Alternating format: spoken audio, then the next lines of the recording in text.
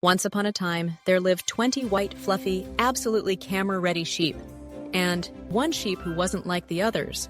Her name was Shelia. And Shelia? She was as black as a starless night sky in the middle of a blackout during a marshmallow roast. Her wool shimmered deep like velvet, and she stood out. Oh boy, did she stand out.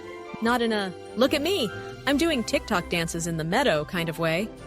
More like, I'm gonna sit quietly over here and you can just not kind of way. While the white sheep huddled close on the left side of the pen, Shelia was all the way on the right. When the sheep shuffled to the center, boom! Shelia scooted to the edge. When they wiggled back to the side, boom, boom! Shelia sheepishly sheeped her way to the middle. The other sheep tried. Oh, they tried. Susie, a soft, sweet sheep. Shelia, she whimpered, why don't you huddle with us? It's cozy and safe. Like an emotional blanket with built-in fluff. Shelia said nothing. Sam, the tough sheep, kind of a gym bro. Shelia, we must huddle. We look bigger to predators when we're all together. Like a mega sheep. It's basic sheep tactics. Shelia said nothing. Shelly, sassy, possibly a little jealous. Why must you be so different? You already look different. No point in acting different, too. Shelia said absolutely nothing. Sheldon, the sensitive one. Do you not like us? Shelia blinked. Then, in a voice like a distant bell ringing on a still night, she said clearly, I love you guys. The sheep blinked. Some gasped. One of them fainted. It was Sydney. He's dramatic. Sydney. Then why won't you huddle with us? Shelia said nothing again. Now, this wasn't just any farm. No. This farm had mooing cows, hay-chewing horses, overly emotional ducks, and a goat who were basically tiny four-legged tornado named Gibbles.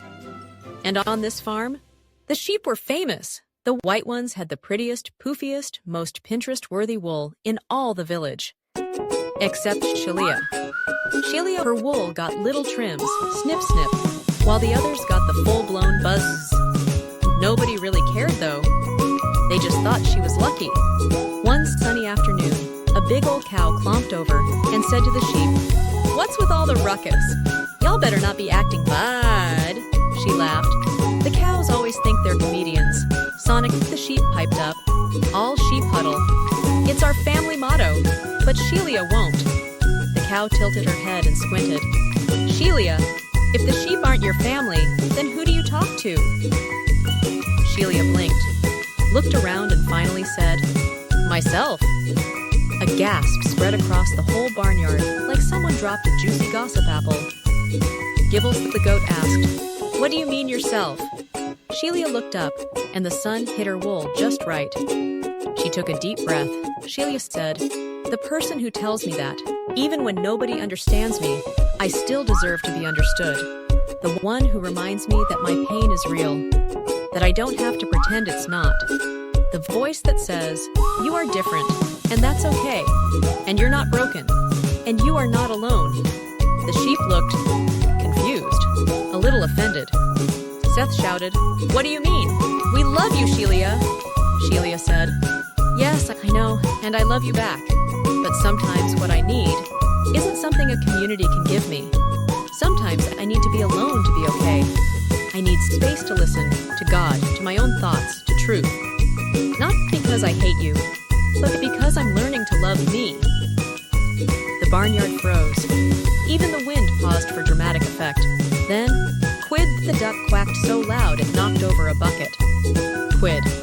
Listen, pal, y'all don't get to compare your quiet days to her storm. Just because we're all different doesn't mean we all cope the same. Shelia is in a different pin, with different problems, talking to someone who helps her heal.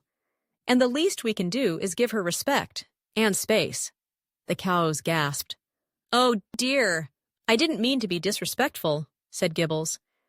Forgive me, Shelia. Forgive all of us, said the sheep. Shelia looked around, and for the first time in a long time, smiled. Shelia said, I was scared you'd all think I was strange, but I'm so glad I finally spoke up. Sometimes the loudest truth is in the silence. But when I did speak, you listened, and that means more than wool, more than huddles, more than looking like everybody else. The animals nodded. Some cried. Again, Sydney fainted. From that day forward, Shelia didn't have to huddle if she didn't want to. She could pray, think, vibe, or just be exactly as she was. And that was okay. Here's your reminder. You don't have to match the flock to be loved. Your voice matters, even when it's quiet. And the world is better because you're in it. Drop a comment below and tell us how you're feeling today.